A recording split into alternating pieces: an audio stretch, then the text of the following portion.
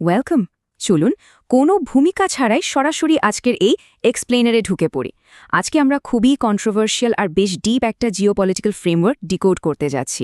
Source মেটেরিয়ালে এমন কিছু prediction করা হচ্ছে যা শুনলে আপনি রীতিমতো চমকে যাবেন। দাবি করা হচ্ছে পুরো পৃথিবী নাকি একদম কাঠামোগতভাবে একটা বিশাল সংঘাতের দিকে এগোচ্ছে। তো চলুন দেখি এর পেছনের আসল ঘটনাটা কি।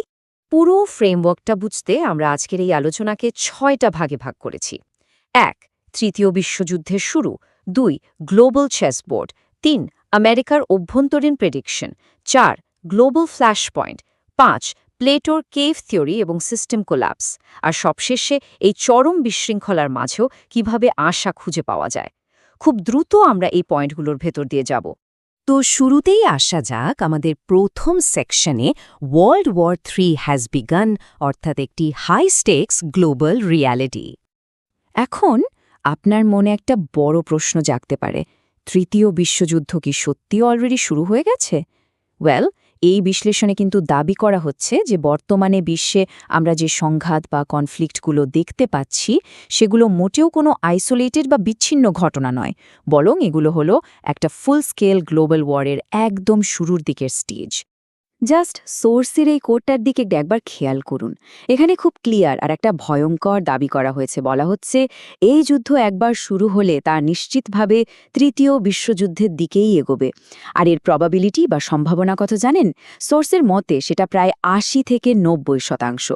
বুঝতেই পারছেন, এটা কোনো সাধারণ প্রেডিকশন নয়, বরং এই মারাত্মক দাবিটাই হলো আজকের এই গ্র্যান্ড স্ট্র্যাটেজি ফ্রেমওয়ার্কের একদম মূল ভিত্তি। Okay, moving on to section 2, global chessboard. চলুন বিশ্বের মেজর পাওয়ারগুলোকে একটু ম্যাপ করে দেখি। পুরো বিশ্বটাকে যদি আমরা একটা বিশাল দাবা খেলার বোর্ড ধরি, তাহলে মূল খেলোয়াড়দের রাজনৈতিক ব্যবস্থার গ্র্যান্ড স্ট্র্যাটেজিগুলো কিন্তু সম্পূর্ণ আলাদা।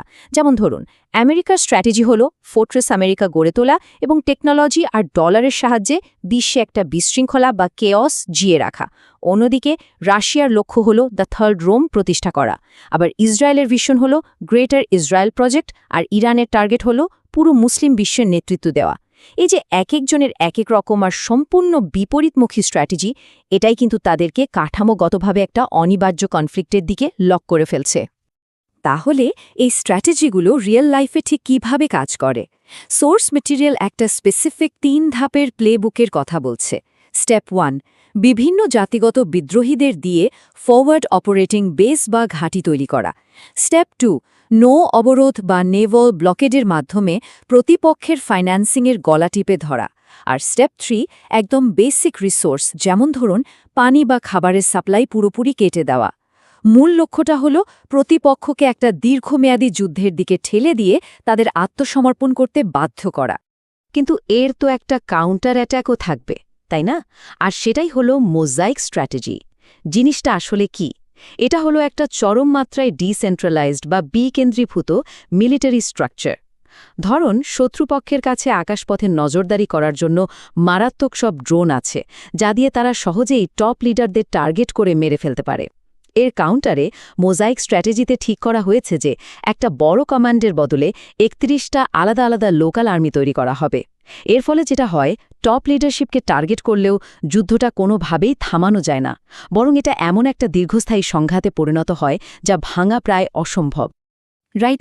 এবার আসুন ৩ নম্বর সেকশনে, র্যাডিক্যাল ইউএস ডোমেস্টিক প্রেডিকশনস।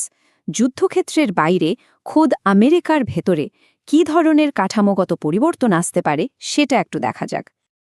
আমেরিকার ভেতরের পরিস্থিতি নিয়ে সোর্সে বেশ কিছু চাঞ্চল্যকর ভবিষ্যৎবাণী করা হয়েছে, যা শুনলে আপনি রীতিমতো অবাক হবেন।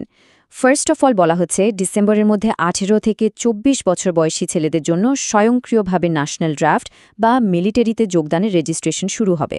সেকেন্ডলি, এমন একটা আর্টিফিশিয়াল ইন্টেলিজেন্স বা এআই নির্ভর সিভিলিয়ান স্টেট গঠন করা, যেখানে ডিজিটাল আইডি আর প্রোগ্রামেবল কারেন্সির মাধ্যমে নাগরিকদের মনিটর করা হবে। আর থার্ড, এমার্জেন্সি পাওয়ার বা প্রক্সির মাধ্যমে ডোনাল্ড ট্রাম্পের জন্য একটা তৃতীয় মেয়াদের ব্যবস্থা করা, যা সাংবিধানিকভাবে প্রচণ্ড বিতর্কের জন্ম দেবে। সোর্স মেটেরিয়াল ঠিক এভাবেই এই র্যাডিক্যাল চেঞ্জগুলোর প্রেডিকশন দিচ্ছে। এবার আমরা এগোচ্ছি ৪ নম্বর সেকশনে, অ্যাক্সেলারেটিং গ্লোবাল ফ্ল্যাশ পয়েন্টস। সংঘাত কিভাবে মিডল ইস্ট ছাড়িয়ে বিশ্বের অন্যান্য জায়গায় ছড়িয়ে পড়ছে, চলুন সেটা দেখি। এখানে মূল ব্যাপারটা হলো সমুদ্রপথের কন্ট্রোল। সোর্স একটা দারুণ কন্ট্রাস্ট বা বৈপরীত্য তুলে ধরেছে। একদিকে আমরা দেখতে পাচ্ছি মার্কিন নৌবাহিনীর অবরোধ, যারা মালাক্কা প্রণালীর মতো অত্যন্ত স্ট্র্যাটেজিক মেরিটাইম চোকপয়েন্টগুলো দখল করে সম্পদের নিয়ন্ত্রণ নিতে চায়। আর ঠিক উল্টা দিকে রয়েছে রাশিয়ার শ্যাডো ফ্লিট বা ছায়া নৌবহর, যারা পশ্চিমা স্যাংশন বা নিষেধাজ্ঞাকে বুড়ো আঙুল দেখিয়ে চীনের ইনফ্রাস্ট্রাকচারের সাহায্যে তেল সরবরাহ চালিয়ে যাচ্ছে।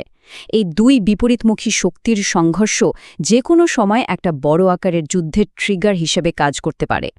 আর শুধু সমুদ্রপথই নয়, সোর্স আরও কিছু ডেঞ্জারাস ফ্ল্যাশ পয়েন্টের কথা বলছে, যেমন বৈশ্বিক খাদ্যশস্য বা গ্রেইন এক্সপোর্ট নিয়ন্ত্রণের জন্য ওডেসা বন্দর নিয়ে রাশিয়া এবং ন্যাটোর মধ্যে সংঘাত। তারপর ধরুন, তাইওয়ানকে কেন্দ্র করে কোনো উত্তেজনা দেখা দিলে তা বিশ্বের বড় বড় ম্যানুফ্যাকচারিং দেশগুলোর রিসোর্স অ্যাক্সেসকে চরম হুমকির মুখে ফেলতে পারে। এর পাশাপাশি উত্তর কোরিয়া হয়তো এই গ্লোবাল ডিস্ট্রাকশনের সুযোগ নিয়ে তাদের আর্টিলারির ভয় দেখিয়ে প্রতিবেশীদের কাছ থেকে ফায়দা লুটতে পারে। মানে এই পয়েন্টগুলো এক একটা টাইম বোমার মতো, যা অন্যান্য গ্লোবাল অ্যালায়েন্সগুলোকেও এই যুদ্ধে টেনে আনতে পারে। আমরা চলে এসেছি 5 নম্বর সেকশনে, Plato's cave and collapse. Geopolitics থেকে বেরিয়ে চলুন এবার একটু এর পেছনের ফিলসফিটা বোঝার চেষ্টা করি। আচ্ছা, প্লেটোর সেই বিখ্যাত অ্যালেগরি অফ দ্য কেভ এর কথা মনে আছে? সোর্স এই ক্লাসিক কনসেপ্টটাকে আধুনিক বিশ্ব ব্যবস্থার সাথে খুব চমৎকারভাবে মিলিয়েছে। এখানে বলা হচ্ছে বর্তমান বাস্তবতাটা আসলে 4টা ধাপে তৈরি। স্টেপ 1, মিলিটারি ফোর্স মানুষকে শেকল পরিয়ে রাখে। স্টেপ 2, ফাইন্যান্সিয়াল এলিট বা পুঁজিপতিরা এই গুহার দেয়ালে ছায়া ফেলে একটা ভ্রান্ত বাস্তবতা বা ইলিউশন তৈরি করে। স্টেপ 3, বড় বড় বৈশ্বিক অর্গানাইজেশনগুলো এই খেলার নিয়মকানুন সেট করে। আর সর্বশেষ স্টেপ 4, মিডিয়া এবং আমাদের এডুকেশন সিস্টেম এই পুরো ইলিউশনটাকে একদম ধ্রুব সত্য বলে স্ট্যাবলিশ করে।